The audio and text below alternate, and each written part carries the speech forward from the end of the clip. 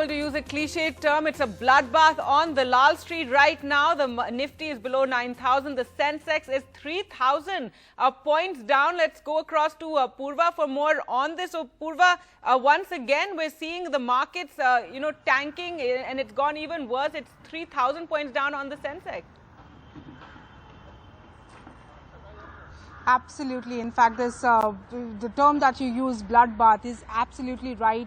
In fact, it has been going on for the last many trading sessions. That market is continuously going down, and even today, in fact, Nifty broke the 9,000 mark, and Sensex is still holding on to the 30,000 mark. So it's actually very, very volatile at this point of time, and we are seeing how even yesterday the markets went down as low as 3,000 points on Sensex and finally closing at 2,900. So it is expected, it was on the expected lines that even today the markets would be breaking the 9,000 mark. The Nifty would be breaking the 9,000 mark because the SGX Nifty also gave us the indication. But this is actually in line with the global markets. Also yesterday Dow Jones, in fact, Purva, Nifty has halted trade. It's hit the circuit, which means it's hit the circuit breaker, it seems, and the Nifty has halted trade for a bit, for about, I think, 15 minutes.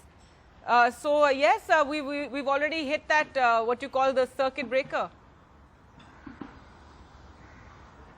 Absolutely, and this was also expected that the more to stop it to go below a particular level, the trade is halted for 15 minutes. And in fact, even a couple of days ago, even Dow had halted for 15 minutes because even Dow had hit the lower circuit, and this is what we are seeing even on Sensex at this point of time, and the Nifty hitting the lower circuit. So, which means that there is continuous selling in the market, and to stop this bloodbath for a while, it is halted, and the selling pressure is continuing. The analysts also believe that going forward there is uncertainty with the way the coronavirus is spreading across the globe, and that is the reason the market participants are completely fearful and in the panic mode at this point of time. They don't know where exactly this is going to lead, especially with the global economy is concerned. So this is going to have a lot of ramifications on the global economy because of the way the coronavirus is spreading, and also in terms of if we talk domestically,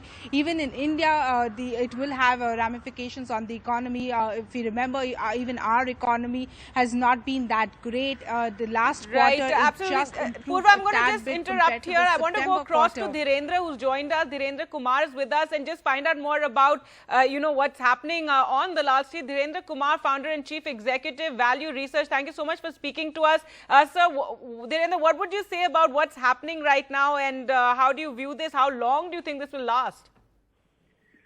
I don't know. It depends on, how things pan out. We are still in the process of, decoding what implication it will have. Nobody knows. It is all other market panic were actually internal to the market, and then they spread to the Main Street. This is something which is coming from the world to the market, and it is going to have significant impact. The 10% circuit is the first ever at the opening of the market, which means that the Nifty has opened with a fall of 10%. I don't know how things pan out, but as you would have, as the news flows, the Indian context is not that grim. We still have, people coming from outside, and the government has been very proactive. But one has to err on the side of caution. I think markets come second. First comes, life and precautions. Sure. This panic might continue because Dhirendra, right now, taken are still underway. Right, Dhirendra. So right now it's more of panic. There's, as you said, a lot of uncertainty. We don't know how far, how long this coronavirus pandemic and how long that impact is going to last across the world. But would you say that, but as far as, the economy goes, that still remains as, that it's not this is something obviously that is external and hopefully it's not the same like the 2008 meltdown, in which there were actually very, very, worrying factors that had come into play. Right now, it's a panic over uncertainty and the fact that it's the coronavirus. Would you say that you're hopeful that things, whenever they do, they will turn around? They will turn around shortly. Corona will not last forever. So does this market panic. But it is going to have an impact, and it has already had an impact on the economy, on the market, on the businesses. And people are still trying to decode how things will pan out.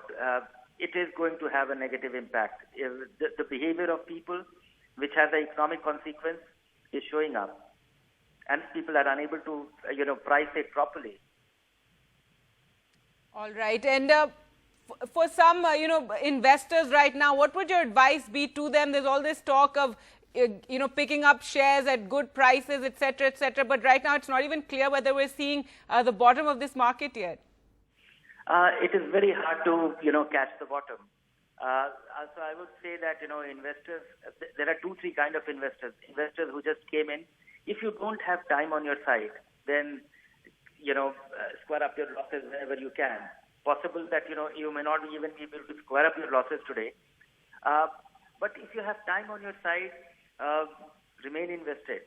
That's the second step. And then if you have money, then, we are getting close to a point where a very high quality franchise businesses, companies which make profits at all times, they are available they are available, and they will soon be available at prices which one could have never thought of.